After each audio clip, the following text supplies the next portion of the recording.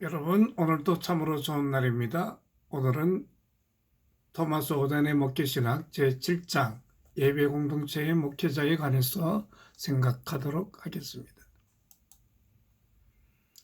목회신학은 목사님들의 다양한 활동들을 묶어서 통합적인 해석을 내리려고 해요.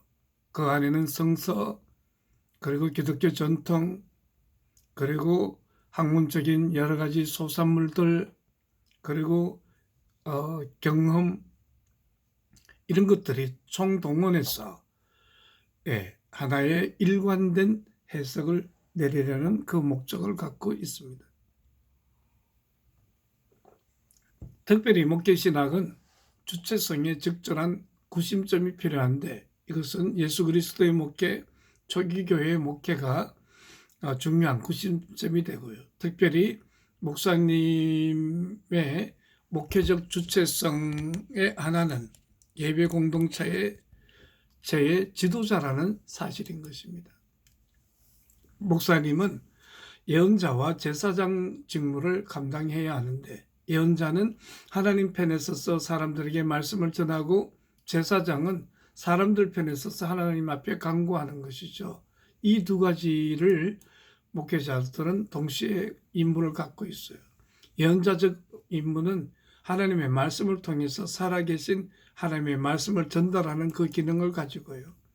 제사장의 임무는 전체 교회를 위해서 전 세상을 대신해서 중재의 간구를, 목회 기도를 드리며, 또 나아가서 성례전을 집례하는 그와 같은 역할을 하는 거죠. 그래서 목회자는 공공예배를 거행하는 제사장 직무와 또 종교적인 통찰력, 가르치는 일, 말씀의 해석, 선포, 이런 예언자 직분을 동시에 수행하고 있는 사람이다 라고 말할 수 있겠죠. 살아계신 하나님의 말씀이 없이 얼마나 부족한 성만찬이 될까요? 또 예배에 의존나 전례가 없다면 하나님의 말씀 선포도 얼마나 위축되겠습니까? 그러므로 선포와 전례는 동시에 중요하게 여겨져야 될 거예요. 그래서 통일된 목회를 회복해야 한다. 자, 토마스 오덴은 그의 책에서 계속 우리들에게 가르치고 있는 것은 안수받은 제사장과 평신도 제사장의 공통점과 차이점을 구별해내는 거예요. 결론적으로 얘기하자면 이 두 사이에는 머리털과 같이 얇은 차이만 있을 뿐이다. 그런데 그 경계선으로 하자면 다이아몬드보다 더 강하다. 분명한 구별이 있다는 거죠. 히브리서 6장에는 모든 그리스도인들은 제사장이라고 합니다. 이는 각 성도 한 사람 한 사람에게 하는 말이 아니라 속죄의 어린 양 대신 대제사장이신 그리스도 안에서 모이고 하나 된 전체 공동체 안에서의 말인 것입니다. 그러므로 모든 성도들이 가톨릭처럼 고해성사를 할 수 있고, 목회적 봉사를 할 수 있고, 말씀을 공예배에 증거하고, 성별된 목회자 없이 성만찬을 집례할 수 있다. 이거는 바르지 않다고 말합니다. 평신도들은 잘 준비되고 훈련되어진 사도적 전통의 안내를 받을 때에 평신도 제사장직을 잘 수행할 수 있다는 거예요. 이 4번, 이 말이 핵심이에요. 그러니까 평신도 제사장, 평신도 사도성이 온전히 발현되고 효과 있게 시행되시려면 안수받은 목회자의 지도를 받는 것 매우 중요하다. 그리고 바른 복음을 들어야 한다는 겁니다. 그래야 평신도 제사장 역할을 할 수 있죠. 또 성례전도 집례자의 자의적 해석이 아니라 전통이 존중되어진 합당한 방법으로 해야 되고요. 이러한 연유로 그리스도께서는 특별한 목회의 사명을 주신 것이다. 예를 들면 어떤 콜링을 받은 사람에게 성만찬을 베풀고 목회 기도를 통해서 공동체를 지도하고 말씀을 증거하고 상담하는 일은 모든 이에게 다 주어진 것이 아니라 콜링 받고 4년, 3년, 그래서 7년간 이 공부를 하고 신학 공부를 하고 또 인턴을 거쳐서 안수받은 목회자들이 할 수 있다는 거예요. 그러니까 평신도 사도들은 그 기독교 역사 속에 전통 속에서 정해진 그 범위 안에서 수고해야 될 거예요. 그래서 안수 받은 목회자는 평생에 걸쳐서 이를 진지하게 추구하거든요. 그리고 내적으로 천직을 감당하는 자세로 목회의 길을 이 전통을 공부하고 있죠. 내적 소명감에 의해서 이들은 구별됐고 외적 안수 절차에 따라서 교회 전통에서 권위를 준 그런 목사님이 되시는 거예요. 안수받은 목회자의 평와 평신도 목회 사이에는 아까 얘기한 것처럼 머리털 같은 엷은 경계선이 있으나 이 경계선은 건강성만큼 단단하다. 즉 안수식을 통해서 영적 은사를 받고 은사 받은 사람을 설교하고 또 성례전을 집례하고 전체 교회의 이름을 대신해서 활동하며 또한 사도적 전통의 권위를 가지고 사역하도록 사명을 부여받았기 때문인 것입니다. 그러므로 목회자는 개인의 인격에 의해서가 아니라 직무에 의해서 그리고 교회를 통해서 역사하시는 하나님의 은총의 상징이 된다고 말할 수 있겠어요. 교회 공동체가 필요한 이유는 첫째, 교회 공동체는 하나님께서 그리스도의 목회를 확장시키고 구현하기 위하여 불러 세우셨기 때문에 존재합니다. 하나님이 그 자신을 역사 안에 드러내시기로 결심하셨다면 이를 위하여 역사 안에 존재하시는 공동체, 즉 성례전의 은총을 받아 세계를 향한 선교적 사명을 수행하기 위해서 공동체가 반드시 필요하다고 말할 수 있어요. 그러므로 교회 공동체는 하나님의 섭리 속에서 구원 사역을 위하여 하나님이 만드신 제도인 것이죠. 그래서 이 교회 공동체를 인도하고 지도할 목회자가 필요한 거고요. 하나님의 실제가 역사 안에서 나타났다는 사실에서 신학이 출발한다면 이는 곧 이 계시를 믿고 기억하며 증거하고 전달할 수 있는 일종의 역사 안에 존재하는 공동체가 필요합니다. 하나님의 자비가 베풀어지고 지속되는 성례전의 은사를 베풀 안수 목회가 필요합니다. 그래서 은총의 진정한 통로는 목회라는 지정된 은총의 수단이 하나님으로부터 만들어졌다는 사실을 우리는 유념해야 되겠다. 특별히 때에 따라 알맞는 기도, 목회자는 때에 따라 알맞는 기도를 통해 믿음의 공동체를 대신해서 하나님께 간구합니다. 하나님의 수육, 그리스도의 성육신의 사랑과 영혼의 돌보는 사역 사이에 의미 깊은 유비관계가 있다는 거죠. 그러니까 인간을 사랑하셔서 인간의 몸으로 오신 예수님의 사랑, 하나님의 사랑, 영혼을 돌보는 사역을 하는 목회자의 사역, 이 사역 안에는 상호 유비적 많은 가치들이 있다는 거죠. 즉 예수님의 사역을 통해서 목회자는 어떠해야 함을 알 수 있어요. 예를 들자면 신방 등을 통해서 사람들의 상처받은 일들에 대해서 아는 목회자만이 확신을 주는 기도를 할 수 있다는 거예요. 하나님이 인간으로 오셔서 인간을 온전히 알므로 인간에 대한 진정한 연합과 일체를 이룬 것처럼 우리의 목회도 성육신의 정신을 쫓아서 그들과 하나 될 때에 그들을 맞는 기도를 들릴 수 있고 그들을 온전히 상담할 수 있고 하나님의 말씀으로 건면할 수 있는 거죠.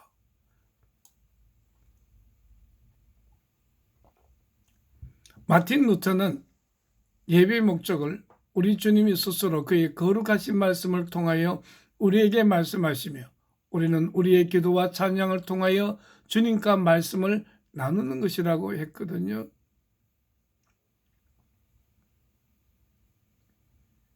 그러므로 대표적 예배 인도자는 단독적인 인도자가 아니라 전체 성도들이 기도할 수 있도록 유도하고 공동체가 가진 여러 은사들이 잘 표현되어지도록 정당하게 지명된 한 사람인 거죠. 마치 우리 줌 화상 강의를 할 때 호스트가 전체 게스트 50명, 60명 우리 수업에 들어오잖아요. 그때 제가 전체 컨트롤을 50명에게 하듯이 그러면서 수업에 참여한 각자가 자기 견해를 발표하고 말하고 토론하고 질의응답하고 이렇게 해서 풍요로운 쌍방통행이 되는 수업을 지향하려고 애를 쓰는데 그런 것처럼 목회자도 대표적 예배 집례자인 것이죠. 그런데 예배 집례자의 자격은 시편 24편 3절 4절 야훼 산에 오를 자 누구며 그 거룩한 곳에 설 자 누구인가 곧 손이 깨끗하며 마음이 청결하며 뜻을 허탄한 데 두지 않으며 거짓 맹세하지 않는 사람이다. 예배 인도자는 잘 준비된 훈련받은 자와 회개한 마음, 선한 의도, 변치 않는 마음을 가지고 그 임무를 감당할 것을 회중은 기대한다. 그러므로 영문 밖으로 이 말은 또 나아가 세상의 위험을 무릅쓰면서 그 능력을 쥐고 그에게 나가는 것을 의미하는 것입니다. 하나님이 요구하는 헌신은 예수님의 희생에 동참하여 그리스도를 본받고 그가 가진 능력을 감당하며 자비를 베풀고 말씀을 전파하는 것이다. 즉 영문 밖 일상이 예배가 되어져야 한다는 겁니다. 그러므로 예배를 우리는 제1의 예배, 제2의 예배, 제3의 예배라고 규정할 수 있어요. 제1의 예배는 개인 기도인 거죠. 개인적으로 경건하게 기도하고 또 콰이어트 타임을 통해서 말씀을 묵상하고 제2의 예배는 이런 개인 예배를 성공한 많은 사람들이 예수를 사랑하는 많은 회중들이 모여서 하나님 앞에 어떤 신앙 고백과 찬양과 말씀으로 나가는 것 이게 회중 예배예요. 그런데 개인 예배와 회중 예배는 제3의 예배인 바로 생활 예배, 일상의 예배를 위해서 존재한다고 할 수 있어요. 그래서 삶이 예배가 되고 예배가 삶이 되는 worship is life, life is worship. 그래서 이러한 태도가 매우 중요하죠. 그런데 우리는 많은 경우에 예배를 이렇게 규정해요. 예배란 같은 신앙을 고백하는 사람들이 지정된 장소와 어떤 특별히 고정된 의식을 가지고 말씀, 찬양 이와 같은 것을 통하여 하나님 앞에 나가는 것이다. 그래서 많은 사람들이 생각이 지정된 장소, 지정된 시간 그리고 사람들이 모여 있을 때만 예배가 된다고 생각하는데 사실은 우리가 흩어져서 각 가정에서 직장에서 일하면서 우리의 삶 전체가 예배가 되어야 된다는 것 이것이 중요한 거죠. 왜 그러냐면 어떤 시간 장소 또 회중들이 모여 있을 때만 예배이다라고 하면 거룩해야 할 시간과 장소가 있고 그러하지 않아도 될 시간과 장소, 사람들이 있다고 보게 되어지니까 결국은 시간 장소의 이원화로 그와 같이 바른 신앙생활을 하기가 어렵다는 거죠. 레이트르고스, 모든 사람들을 대신해서 공적인 기능을 감당하는 사람을 지칭하는 말로 제사장적 의식이나 희생을 맡은 사람이에요. 목회자는 목회 전통보다는 한 개인의 창의성이 우위에 있어서는 안 된다. 그러니까 목회자가 막 그 예배를 창조적으로 열린 예배라는 이름으로 창의성 있게 만들면 안 돼요. 왜? 이 예배는 2000년 역사 속에서 흘러내려온 고유한 전통이 있단 말이에요. 그래서 목사님이 창의성을 가지고 뭔가 새로운 시도를 한다 할지라도 목회 전통에 맞느냐는 이 비춤을 반드시 받아야 된다는 거죠. 예배의식의 계획을 위한 노력을 낡은 것으로 또 보여서는 안 돼. 그러므로 개혁에 대한 가치는 인정하면서도 전통이라는 측면을 깊이 고려해야 된다. 제 아무리 잘 훈련받은 예배 인도자라 할지라도 마치 전통기란 존재하지 않거나 전통이 존재한다 하더라도 창조적인 집단 형성 과정에 독창적인 표현에 불과하다고 생각해서 예배의식을 처음부터 끝까지 자기 마음대로 고안한다면 그거는 기독교 예배라고 할 수 없게 되는 거지. 그래서 예언자와 사도, 순교자들, 즉 수세기 동안에 고백적 신앙을 유산으로 지니고 있는 공동체의 그 얘기를 깊이 들어라. 자, 전례 인도의 원칙이 여기 나옵니다. 첫째, 하나님은 경배의 대상이다. 그래서 성부 하나님은 예배를 받으시는 분, 네. 성자 예수 그리스도는 예배를 중재하시는 분, 그리고 성령 하나님은 예배를 도우시는 분이다. 예배하기 위해서는 주로 그렇게 말하죠. 하나님께 드리지 않는 예배, 하나님의 말씀을 듣지 않는 예배, 하나님께 아뢰지 않는 예배는 다 기독교적 예배가 아닌 거예요. 그러니까 경배의 대상이 하나님께 되어야 돼. 예배는 그 내적 실체를 설명할 수 있는 체계를 필요로 하는 어떤 순서와 체계가 필요한 거죠. 그리고 경험이 많은 집례자는 반복하여 사용되어 온 안내판과 익숙한 길을 특별히 존중해요. 순서가 고정적으로 짜여있고 반복적인 회상의 성격을 가지고 있는 독립 예배를 할지라도 예배 의식 자체는 마치 매일 아침 이슬방울처럼 새로워야 한다. 우리는 이슬방울을 볼 때 어제 그 이슬방울하고 모양이 같지만 분명히 다른 것은 새로운 이슬방울이 맺힌 것처럼 그런 감격과 신선함이 일어나야 되죠. 그래서 예배에는 특별히 공예배는 공동체가 필요함을, 전례에는 공동체가 필요함을 말하고 있습니다. 또한 하나님을 경배하는 기독교 예배는 침묵이 없었어도 안 되지만 또 말이 없었어도 안 돼요. 그러니까 침묵과 말, 대화가 적절하게 섞여 있어야 된다. 오직 음악만이 예배 가운데서 일어나는 여러 가지를 표현할 수 있다. 그렇게 말하고 있어요. 그러니까 예배 안에서 예배하기 위해서 그 음악, 종교 음악이 갖고 있는 그 가치를 매우 우리는 높게 평가해야 될 것이에요. 그래서 우리는 어떤 음악을 사용할 것인가, 기독교 전통 안에서의 음악의 중요한 가치와 또는 전통 안에서의 음악이 있단 말이에요.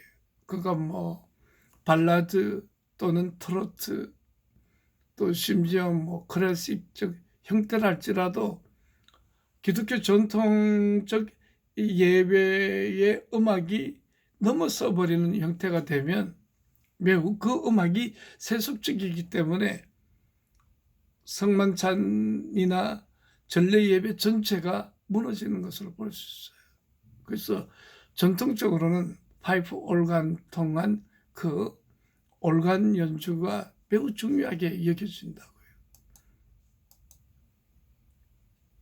목회 기도의 개선, 기도를 너무 간략하게 하거나 장황하게 하는 것은 피하여야 합니다. 또 기도를 익숙한 말로 하거나 빨리 제잘거리는 말도 안 돼. 그러니까 진지한 언어로 심령으로부터 나오는 기도, 그리고 진정한 기도를 드리기를 기회하라. 특별히 기도가 설교에 알맞도록 하면 더 좋은 기도가 되는 것이죠. 그러니까 어떠한 감흥도 없이 중문부원하는 기도, 이런 것들은 잘못된 기도예요. 특별히 목회 기도는 여러분들이 기도문을 자꾸 써봐야 돼요. 그래서 기도문을 읽는 형태가 좋고, 또 목회 천연병인 여러분들은 설교도 처음부터 끝까지 다 쓰고 읽고 숙지해서 전달하는 그런 형태가 매우 중요해요. 왜 그러냐 하면 기도문을 쓰지 않으면 어떤 기도의 어휘 그리고 자기가 개인적으로 하는 기도에 국한돼서 하는 기도이기 때문에 대표 기도로서의 기도자로서의 그 발전이 일어나지 않는 것을 봐요. 우리는 문장을 자꾸 쓰고 말하고 읽고 할 때 문장력이 좋아지고 또 사람들에게 잘 전달시킬 수 있고 기도하거나 말씀을 전가하는 그 의도의 핵심이 전달되어진단 말이에요. 그러므로 기도문 쓰는 것, 설교문 쓰는 것은 매우 중요한 목사의 할 일이라고 생각합니다. 기도에 있어서 어려운 문제점들을 말하고 있습니다. 특별히 우리 교재에서는 기도는 단순히 자기 기만에 지나는 것이 않는가? 기도할 때 실제로는 자신과 이야기하고 있지 않는가? 그렇게 질문할 때가 많아요. 이것은 아니라는 거예요. 아까 얘기한 것처럼 하나님은 인격자이기 때문에 인격자이신 하나님과의 교류 속에서 기도하게 되는 것입니다. 또 이런 질문을 해요. 하층 밑바닥의 사람들, 참호 속에 있는 절실하고 처참한 환경에 있는 사람들에게 기도가 필요하지, 편안하고 잘 지내는 사람들에게 뭐가 필요한가? 그러나 여러분, 대한민국을 비롯해서 전 세계가 지금 코로나19로 위기 속에 있어요. 인간의 어떤 부여와 과학 문명 속에 편안하다고 말할 수 있겠어요? 또 편안하니까 편안한 가운데 인격적인 하나님과의 교제가 필요한, 그러므로 인간은 결국 하나님과의 관계 없이 존재할 수 없는 그와 같은 영적인 존재인 거죠. 만약 하나님이 전지전능하다면 다 알아서 해줄 텐데 뭐 굳이 말해야 하냐, 이런 또 질문을 할 때가 있어요. 우리는 엄마 아버지가 내 모든 걸 아니까 말할 필요가 없어. 아니죠. 효도가 뭡니까? 자신의 좋은 것뿐만 아니라 힘들고 어려운 것들을 상의하고, 그리고 부모님으로부터 같이 얘기를 듣고 조언을 받고, 그런 것처럼 하나님은 아시지만 우리가 구체적으로 말할 필요가 있다는 것입니다. 그게 인격적인 교제니까. 아니까 내가 말할 필요 없어요. 인격적 단절이잖아요. 과학적인 교육은 기도를 시대에 뒤떨어진 것이라고 치부하는 거죠. 또 기도는 자연 법칙과 위배되는 것이 아닌가? 기도한다고 된다면 그 자연 법칙과 어긋나는 것이 아니냐, 그렇게 얘기를 합니다. 그건 일어날 일은 일어나고 당할 일은 당하고 그러니까 자연 법칙 아래 인간이 있는가? 그것도 틀린 말이고, 과학적 교육은 이게 오늘 과학문명 시대의 기도는 되게 샤머니즘적이다, 그렇게 말할 수 있는데 아니죠. 인간은 과학문명 속에 있지만 철저하게 인간은 나면서 죽을 때까지 성적인 존재이면서 또 나아가서 영성을 담고 있는 영성적인 존재이기 때문에 필요한 거죠. 기도는 불공평하지 않는가? 또 너무 이기적으로 강구하는 것이 아닌가? 물론 이런 기도는 잘못된 기도이죠. 자신의 이기심을 위해서 하나님을 이용하는 것이니까. 그러나 기도 자체가 쌍방통역이고 인격적 교제라면 우리는 기도를 통한 하나님의 음성을 듣는 것에 집중할 거예요. 또 글로 작성한 기도는 성령의 사역을 제한하는 것이 아닌가? 아닙니다. 오히려 글을 쓸 때에, 글을 쓰고 읽을 때에 우리는 더 성령과의 깊은 역사를 경험할 수 있고요. 그리고 기도자나 목회자의 언어 선택이나 사용이 매우 분명해지고 좋은 문장력을 만들 수 있다는 것은 좋은 설교자의 첫 출발이 되는 거예요. 삼위일체 하나님과 기도의 모형, 경외, 기원, 찬미, 감사, 예배 행위의 시작이죠. 고백, 회개, 타는 신앙의 확인, 간증, 기도의 중심, 또 감사하다, 봉헌, 성찬, 헌신의 삶에 대한 서원, 결론의 단계인데 이 세 가지가 분리할 수 없는 것은 삼위일체 하나님이 분리될 수 없듯이 기도에도 이와 같은 모형을 따라서 기도를 해야 된다는 거예요. 기도하는 순서가 있는 거예요. 막 기도하면 안 된다는 것이. 서론에서는 어떤 기도가 되어지고 그리고 결론 단계에서는 어떻게 해야 되느냐 매우 중요하단 말이에요. 근데 많은 기도자들이 성경 말씀을 또 읽고 그 다음에 기도하는 거예요. 그거는 말씀을 읽는다는 건 뭐예요? 기도가 아니에요. 기도는 인간이 하나님 앞에 드리고 그리고 하나님의 음성을 들으려는 마음이에요. 근데 말씀을 듣는 거는 설교자의 권위 안에 들어가 있고 또 하나님으로부터 내려오는 것이에요. 그러므로 예배 설교자가 기도 대표자가 기도하기 전에 말씀을 낭독하고 기도하는 것은 그는 기도의 어떤 모형, 인간이 하나님 앞에 드리는 제사장적 모형과 어긋난다고 봐요. 경외하는 마음에서 하나님을 만나게 되며 신비를 지는 하나님에 대한 존경심을 갖게 되고 선하심과 권능의 하나님을 만나게 된다. 성부 하나님 앞에 과의 관계를 말하는 거예요. 그리고 기도를 시작하는 마음도 성부 하나님께 대한 이런 간절함이 있는 것이죠. 창조주에게 생명을 주셨음을 감사하는 것부터 구속하여 주신 구세주이신 예수 그리스도에 대한 거룩한 사역을 계속하시는 성령님께 감사함으로 드린다. 그 다음에 성부 하나님, 다음에 성자 예수님께 드리는 기도. 예수 그리스도의 복음을 상기하며 이 복음의 빛 가운데로 아들을 통하여 알려주신 용서를 받기 위한, 그래서 예수님은 기도의 중재자 역할을 해요. 그러니까 예수 그리스도의 보혈의 피 없이 우리가 어떻게 하나님 앞에 기도하게 할 수 있겠어요?